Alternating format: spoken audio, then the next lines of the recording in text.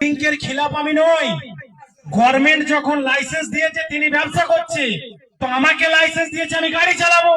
সেই গাড়ি চালাতে গিয়ে যদি রাস্তার গায়ে জল একটু ছিটকায়, আপনি ড্রাইভারের মা বোন তুলে গাল দিচ্ছেন। কেন দেবেন?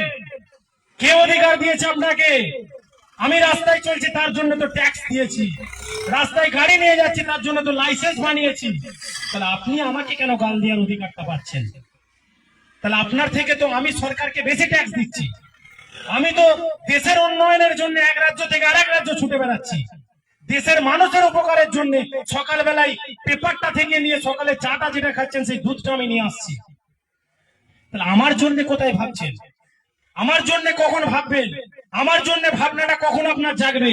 তো ড্রাইভার সমাজের জন্য কথা, আদার্স কাউরির জন্য কথা নয়। না নেতা, না মন্ত্রী, না মিনিস্টার।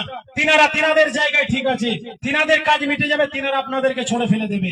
কিন্তু ড্রাইভার ইমিউনিটি যেটা আপনি লড়াই করতে নেমেছেন, এখানে কোনো রাজনৈতিকের গল্প থাকবে না। এখানে থাকবে একটাই, ড্রাইভার ইউনিয়ন। আদার্স কোন ইউনিয়নের গল্প থাকবে না। অনলি ফর ড্রাইভার বেসিসের কথা থাকবে। তো প্রত্যেকের কাছে অনুরোধ, যিনারা মূল্যবান সময় দিয়ে এখানে এসেছেন, কেন এখানে আমাদের অনেক রকমের কর্মসূচি আছে। ড্রাইভার 365 দিন তো ডিউটি করে, ডিউটি করার পরে তার শরীরের ব্যথাটা দেখানোর সময় পায় না।